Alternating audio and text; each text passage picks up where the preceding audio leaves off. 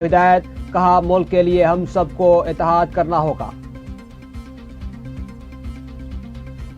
America में, बरतानिया में, यूरोप में, मशरिक़ वुस्ता में ये हेडलाइन लगाई है कि साबिक वजीर आजम बानी चेयरमैन पीटीआई करप्शन में पकड़ा गया। पूरी दुनिया ने तुम्हारा असल चेहरा देख लिया।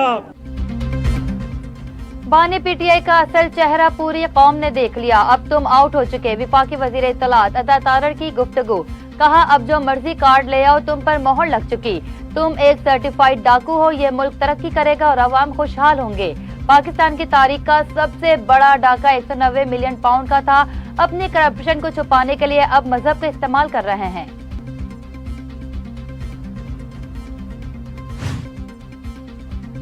पीटीआई एक तरफ एनआरओ और डील से इनकारी तो दूसरी तरफ मिन्नतें करती है। विफाकी वजीर सनत और पैदावार राना तनवीर हुसैन की कड़ी तनकीद, कहा 190 million pound case open and shut case है। यही फैसला मुतवक्को था। रिलीफ कानून और उसूल के मुताबिक मिलेगा। चालाकियां नहीं चलेंगी। पीटीआई ज़हनी तौर पर क्लियर नहीं, मकसद सानू मुआफी दे दो। समझ में आई है कि नहीं हुकूमत से बात होनी चाहिए। सो हुकूमत से बात भी हो रही है, लेकिन हमें बज़ाहिर कोई पेशरफ भी नजर नहीं आ रही। लिहाजा अगर सियासी मुज़ाकरात के जरिए से मसाइल हल होते हैं और अगर इख्तलाफ खत्म न भी हों, तब भी अगर रवैयों में एतदाल आता है तो ये भी एक अच्छा एक मुनासिब सियासी माहौल मुल्क को अता करता है। हुकूमत और पीटीआई मुज़ाकरात खुश आइंद, लेकिन पेशरफ्त होती नजर नहीं आ रही।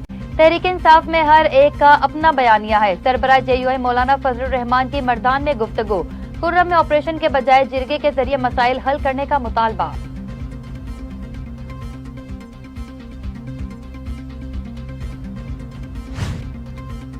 बानी पीटीआई को गरीब बच्चों के लिए यूनिवर्सिटी बनाने पर सजा सुनाई गई। अवाम की फलाह बहबूद के लिए इकदाम उठाए जा रहे हैं। वजीर आला खैबर पख्तूनख्वा यमीन गंडापुर के माहिदीन कारकुनों से मुलाकात में गुफ्तगू, कहते हैं सूबे में तरक्याती कामों का जाल बिछाया जा रहा है।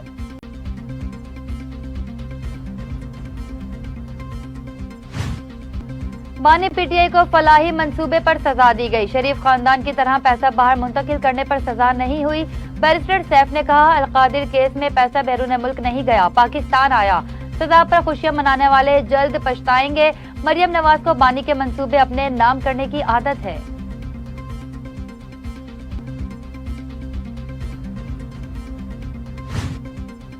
पाकिस्तान जून 2025 तक पांडा बॉन्ड जारी करेगा। चीनी सरमाकारों से $200 मिलियन जमा होने का इम्कान। विफाकी वजीर खजाना मोहम्मद औरंगजेब का गैर मुल्की मीडिया को इंटरव्यू, कहा सीपैक का दूसरा मरहला मजीद चीनी कंपनियों को रागिब करेगा।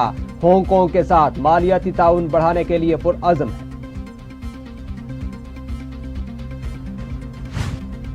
बदकिस्मती से अदलिया को जुल्फकार भुट्टो के कत्ल के लिए इस्तेमाल किया गया। जियाउल हक का दौर सबसे खौफनाक था।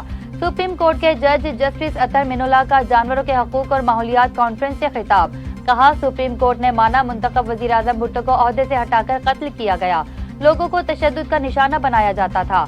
जियाउल हक के दौर में लाहौर के शाही किले में टॉर्चर सेल्स बनाए गए।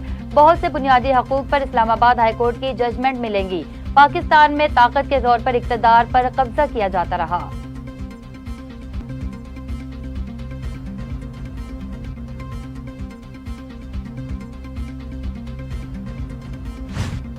पीपल्स पार्टी की क़यादत अपने कारकुनों को इज्जत देती है। गवर्नर पंजाब सरदार सलीम हैदर ने कहा पीपल्स पार्टी ने मुझे गवर्नरशिप दी। मराकश कश्ती हादसे में इंसानी जानों के ज़या पर दुख हुआ।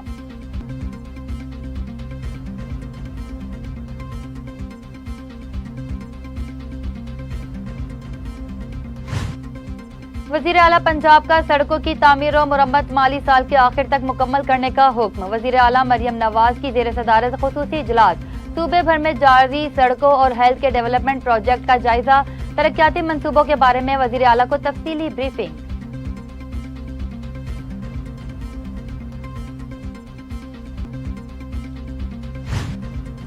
कौमी असम्बली इजलास 20 जनवरी को शाम 5 बजे तलब, नोटिफिकेशन जारी। कौमी असम्बली सेक्रेटरीट ने इजलास का 14 निकाती एजेंडा जारी कर दिया।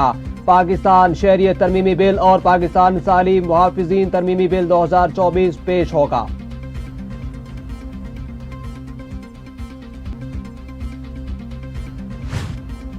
अमरीकी कैद में मौजूद डॉक्टर आफिया